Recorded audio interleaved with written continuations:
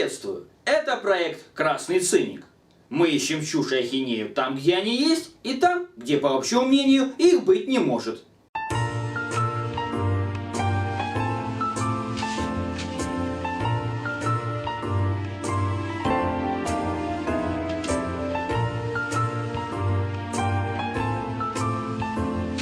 Космической кинофантастики всегда было катастрофически мало.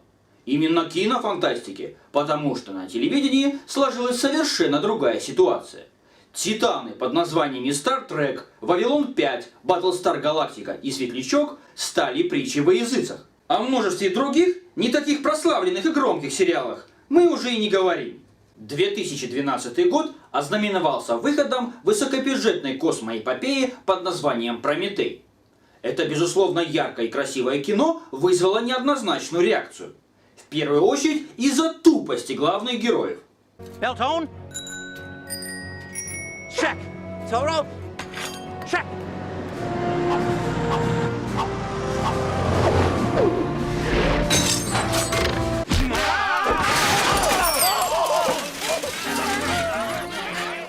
Слоганом фильма должно было стать «Малолетки-ученые на отдыхе в космосе». Клинических кретинических поступков было столько, что возникли опасения за наше будущее, а фильм под названием «Идиократия» перестал быть таким смешным. Where's your tattoo? Why come you don't have a tattoo? Oh my God. You're not unscannable, are you? Oh my God! Непонятно только, как эти кинолюди будущего в космос попали. That's it, man. Game over, man. It's game over. В Ридли Скотта тут же полетели тухлые яйца и помидоры. Мол, чувак уже не тот, сдулся, постарел, многое потерял, да и вообще баран. Ну, может быть, Ридли Скотт ничего и не терял? Ведь невозможно потерять то, чего не существовало в принципе.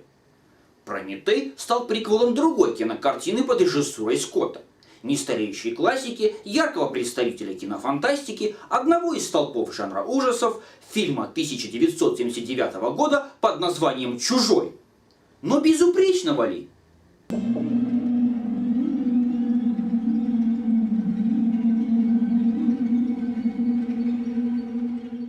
Фильм начинается с того, что торговый буксир под названием «Нострома» ловит какой-то сигнал.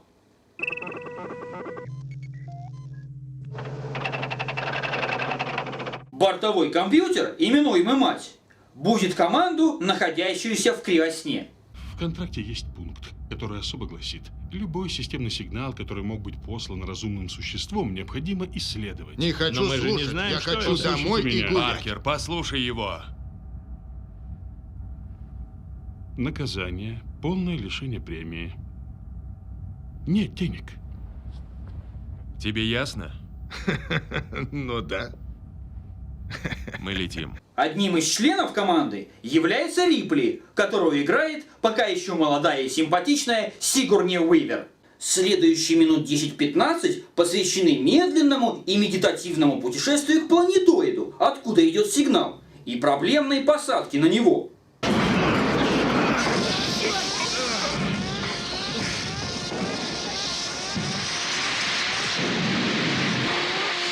У меня же появляется время на олдфаговское ворчание. На компьютеры и оборудование Нострома смотреть без слез нельзя.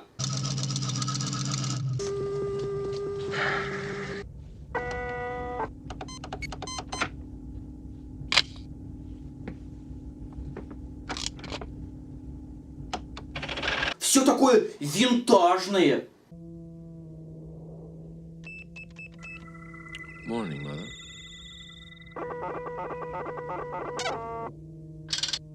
Вид и звуки вызывают ностальгическую слезу. Воспоминания об электронике 511, Пылдине 601 и ZX Спектруме. Как мы помним, события Чужого происходят после событий Прометея. Прошло около 30 лет. Однако, если мы посмотрим на начинку Прометея, то возникает вполне обоснованное недоумение. Разница технологий тут не в 30 лет, а во все 130. Причем это Прометей должен быть в будущем, а не наоборот. Неужели люди будущего действительно деградируют?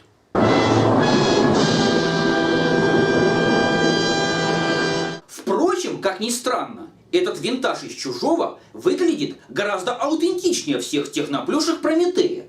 Техника, оборудование и другие декорации на Нострому явно делались не абы как. Создается впечатление их абсолютной реальности. Кажется, что все, что мы видим, имеет какое-то значение и выполняет какую-то функцию. То есть не тупо поналепили экранов, кнопок и голограмм, да пододвинули к ним табуретку, а создали нечто, имеющее облик настоящего рабочего места на настоящем космическом корабле. Однако вернемся к фильму. Капитан, его помощник и зачем-то навигатор отправляются на поиски сигнала, находят инопланетный корабль «Бублик» и проникают в него. И тут снова мне не остается ничего иного, как хвалить интерьеры этого хлебобулочного изделия других планет. Ни в «Чужих», ни в «Прометее» уже не было такого ощущения чужеродности, отличности от привычного человеку. Не знаю, чем они там в 79-м эти декорации мазали, но у них получилось создать нечто и реальное. Кстати, походу, деградация людей будущего коснулась и скафандров. Мне кажется, это человек. Ну да, может быть, женщина. Хотелось бы. Герои осматривают корабль и находят дохлого пришельца. Кости торчат. Будто взорвался изнутри. А в это время Рипли выясняет подозрительные подробности о сигнале. Эш, этот сигнал мама частично расшифровала, но это не похоже на сигнал. А что же это? Скорее предупреждение. Но уже поздно. Приветствуем первого барана фильма. Кейн, помощник капитана, обнаруживает гигантскую нычку инопланетян. Нычка заполнена кучей предметов, которые Кейн метко обзывает яйцами и лезет к ним разбираться, проявляя чудеса ловкости. А потом сильно удивляется. Они плотно закрыты. Правда, что ли? Ну никогда бы не догадался. Кейн тревожит одно из яиц. Стойте, движение.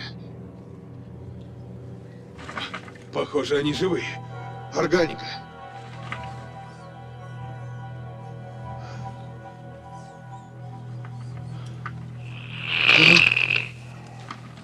Что надо делать, когда перед самым твоим носом раскрывается какая-то мерзкая, склизкая инопланетная хрень непонятного назначения, внутри которой барахтается какая-то противная тварь? Конечно же, совать рожу поближе, но не видно же нифига. Или нет? Впрочем, этот эпизод не сравнится с былинной сценой из Прометея про «Утю-тю-тю-тю, какая миленькая члена-змея». You need to stay calm, okay? Come in, Prometheus.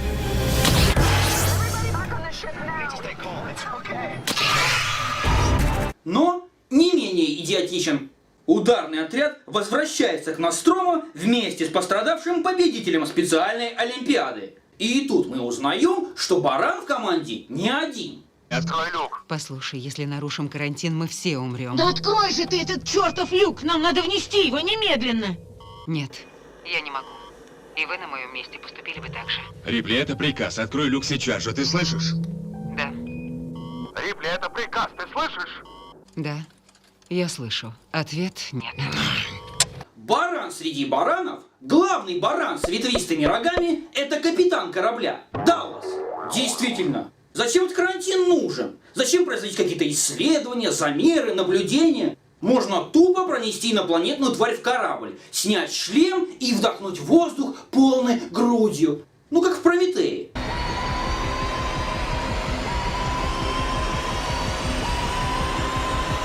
This is an emergency! We have to go back now! Люди будущего тупеют.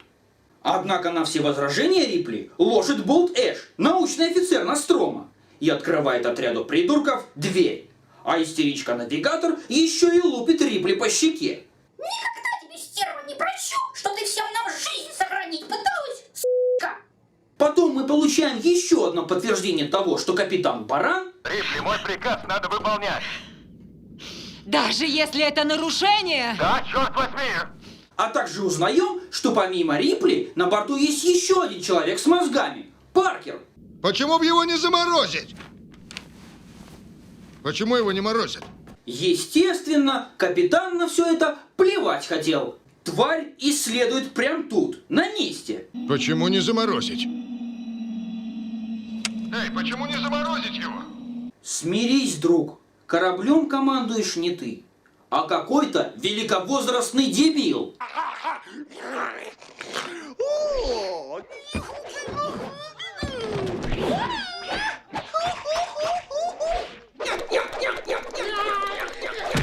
Мы узнаем, что Фейсхагер неплохо справляется в качестве кислородной маски, а его кровь является мегакислотой, способной прожечь несколько корабельных палуб.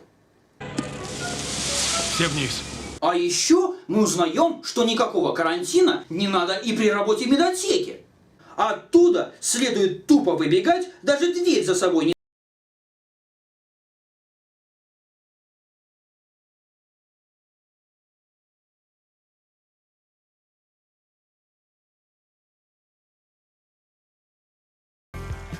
Затем происходит разговор Эша и Рипли.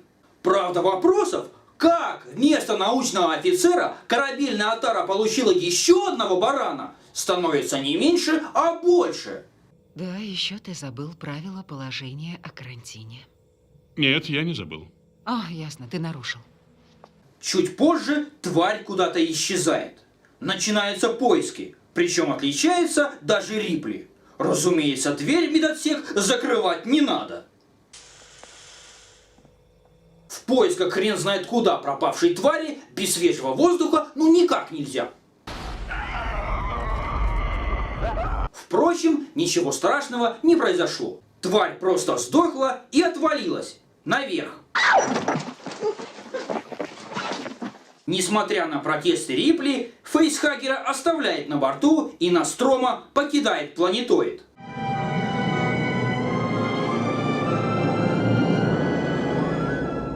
Я считаю, надо его заморозить. Он заразился. Оставим его в покое и отправим к врачу, когда будем дома. Какой здравомыслящий негр! Впрочем, здравомыслие теряют абсолютно все, когда узнают, что Кейн пришел в себя. Команда окружает этого предположительно хрен знает чем больного человека и радуется, чуть ли не танцует. А потом все идут жрать. Тут происходит один из самых страшных эпизодов фильма.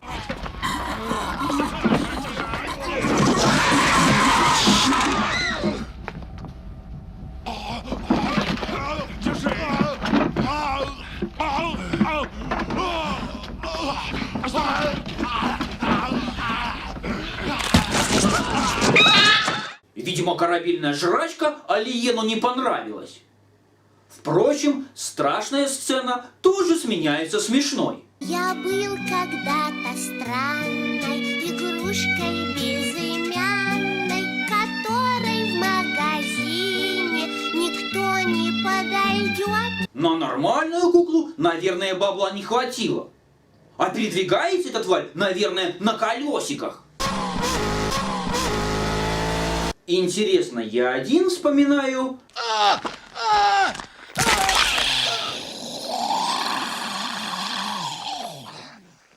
Oh no, not again.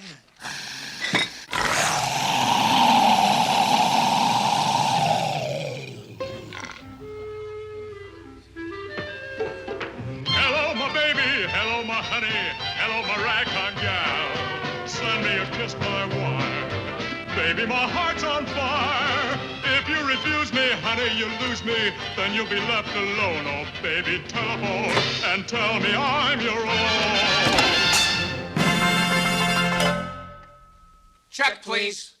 Здравомыслящему негру не дают убить тварь, и она убегает. Команда делится на две группы и отправляется на поиски.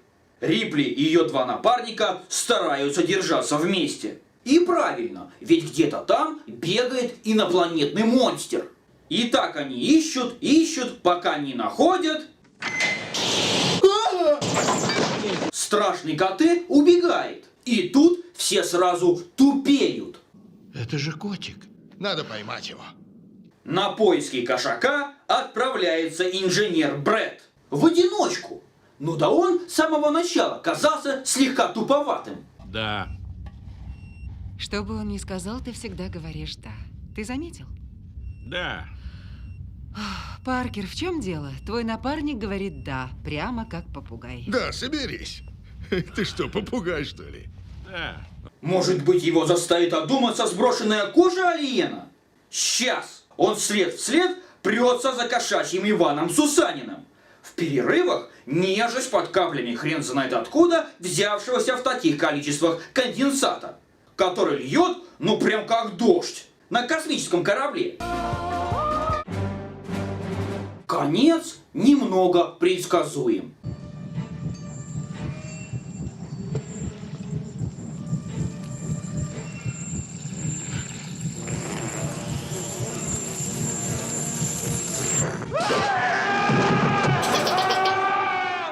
Не знаю, сколько там алиен КТ забашлял, но пушистый диверсант справился с задачей на отлично.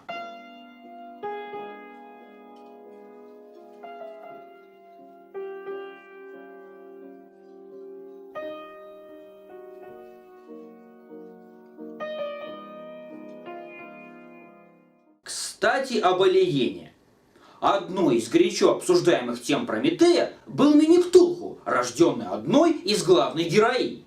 Мол, как этот ходячий тентакль сумел в кратчайшие сроки вымокать до такой степени, чтобы орально изнасиловать представителя расы жнецов. Мол, что он жрал, мол, как это возможно.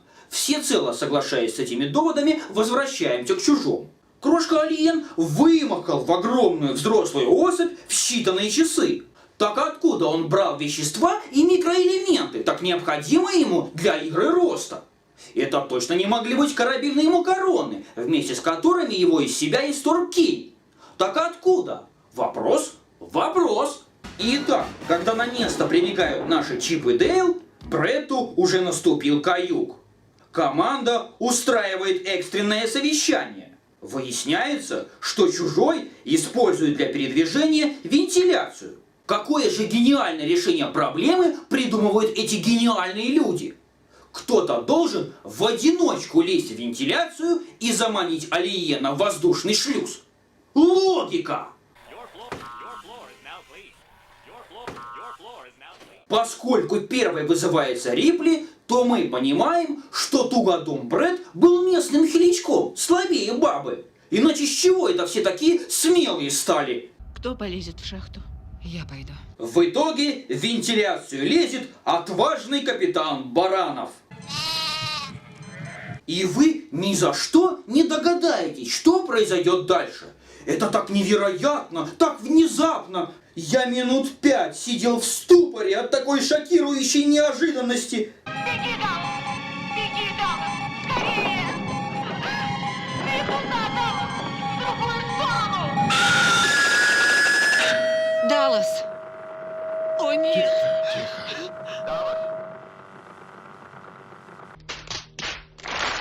I'm singing in the rain, just singing in the rain. What a glorious feeling, I'm happy again. Рипли теперь главное. В поисках решения она обращается к бортовому компьютеру. И тут мать открывает шокирующую правду. Что такое приказ 937? Изменить маршрут Нострому, исследовать жизненную форму, забрать образец. Первоочередная задача – обеспечить доставку организма для исследований. Все остальное второстепенно. Экипаж не представляет ценности. Рипли внезапно пробивает на слезы. О боже, нас списали! Происходит стычка между ней и Эшем, который, оказывается, все знал. Причем драку, видимо, из фильма вырезали, потому что в следующем эпизоде у Рипли идет носом кровь, которой раньше не было. Она бросается открывать правду остальным, но путь ей преграждает Эш. У него тоже течет жидкость, но, скорее всего, тормозная. Тут мы узнаем, что он не баран, а болван, робот. Схватить. Человек не должен уйти. Продолжать подготовку к вторжению. Он нападает на Рипли и швыряет ее как кутенка. Становится ясно, что селенок у него почти как у Терминатора. Эш пытается убить Рипли.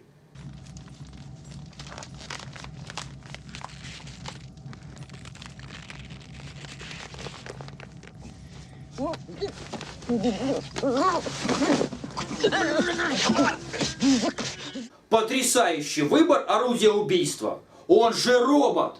Мог сломать Рипли шею, вырвать трахею, оторвать голову, проломить череп, но нет. Журнал и выбор мастеров. Я даже знаю, как он такое решение принимал.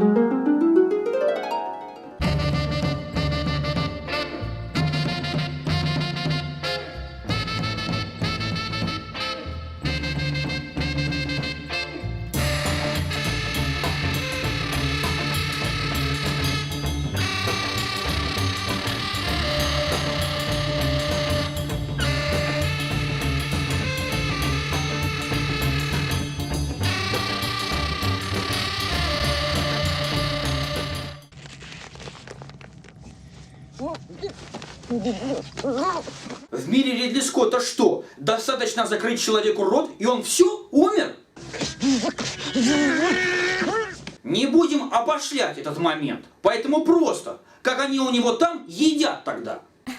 Диди, помоги дедушке. Помочь, дедушка?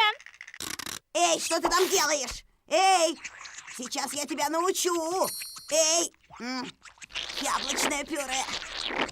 Чип и Дейл на этот раз прибывают вовремя. Эш прибегает к еще одному убийственному трюку – сосковому захвату. Но у него ничего не выходит. Взбешенный Паркер сносит ему башку колюще-рубящим огнетушителем. Это робот! Эш, чертов робот! Роботу устраивают допрос. Однако тот лишь повторяет приказ капиталистической гидры будущего и напоследок троллит оставшихся в живых. Я не могу лгать насчет ваших шансов, но я сочувствую. Конечно, он не сравнится с самым эпичным троллодроидом современности. Большое всегда начинается с малого. Но тоже неплохо. Рипли решает взорвать корабль вместе со всем грузом и валить на шаттле куда подальше. Напоследок Паркер зажаривает останки Эша. А что, использовать огнемет в замкнутых пространствах, где все пластиком обшито, совершенно безопасно? Не верите? Спросите у пожарной инспекции. Команда начинает готовиться к отлету.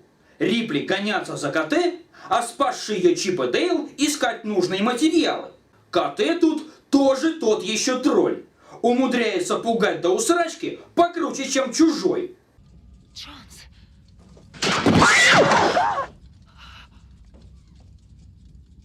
А сам Алиен в это время нападает на Паркера и бабу-истеричку. Причем это эпическое нападение, я считаю, должно быть занесено в аналы кинематографа. Первый чужой франшизы, скорее всего, страдал синдромом Дауна. Иначе я никак не могу объяснить эти сверхкосмические скорости.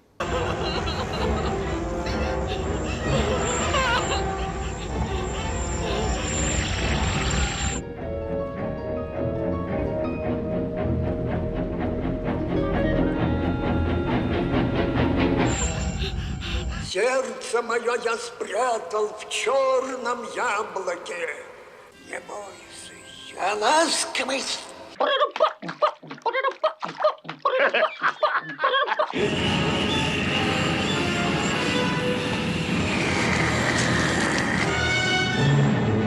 Отойдите с дороги!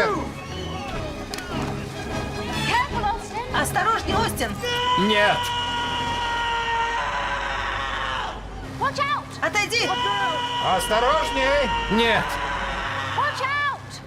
Отойди!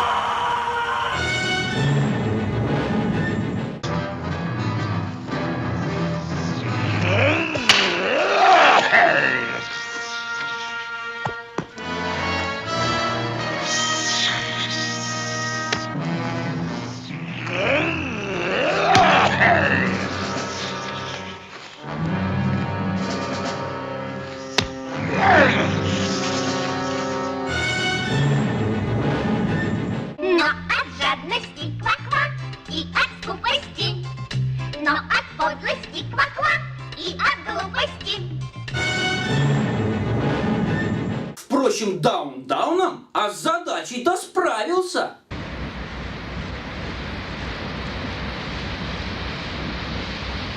Причем, чего он там с бабой-навигаторшей сделал, мне даже страшно представить. Ибо до нападения на ней были штаны и ботинки. Рипли включает офигенно хитрую систему самоуничтожения, которую, наверное, придумывал Межгалактический союз бюрократов. Внимание! Аварийная система самоуничтожения активирована. Корабль будет взорван через 10 минут. Возможность отмены автоматического взрыва корабля истекает через 5 минут. Затем наша героиня отправляется к шаттлу, причем каким-то хитрым обходным путем, и в результате натыкается на логово Алиена и полуживого капитана Баранов.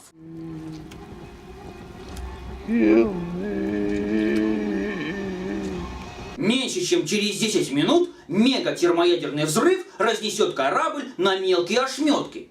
Даллас даже не заметит, как погаснет его свет. Однако преисполненная состраданием Рипли поливает капитана из огнемета, обрекая его на страшную и мучительную смерть. Помогите! Я жив! Я весь обгорел, но я еще жив! Скорую! Вызовите скорую! Мне больно! Рипли отправляется дальше, но путь ей преграждает Алиен.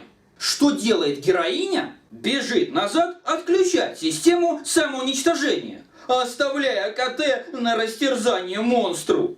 Однако все любят КТ, даже чужой, который просто отпихивает клетку в сторону. Рипли пытается отключить систему самоуничтожения, но у нее ничего не получается. Время возможности отмены процедуры взрыва корабля истекло. Ты, тварь! Систему точно делали бюрократы. Бюрократы-тролли. Иначе зачем делать такой таймер, где не учитывается время, необходимое для отключения этой хренотени? Хотя, погодите, 5 минут?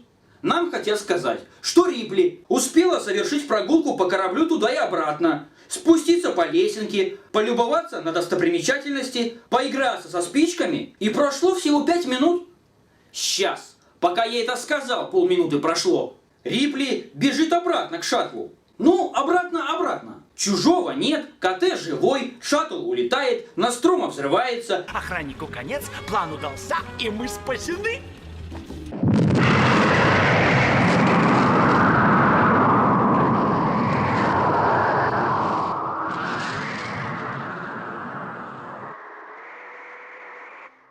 Звуки взрыва в космосе я, пожалуй, оставлю без комментариев. Затем нам показывают крупные планы молодой и симпатичной Сигурни Уивер.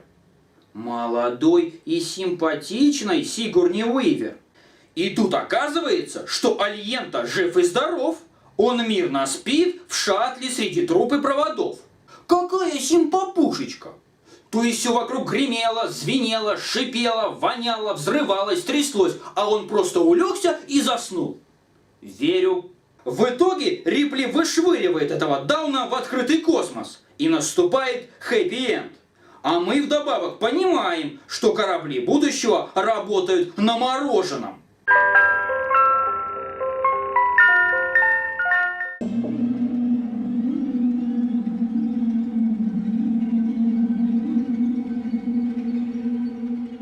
Чужой обладает абсолютно теми же недостатками, что и Прометей. Для того, чтобы нагнать жути и саспенса, создатели заставляют своих героев совершать абсолютно идиотские поступки.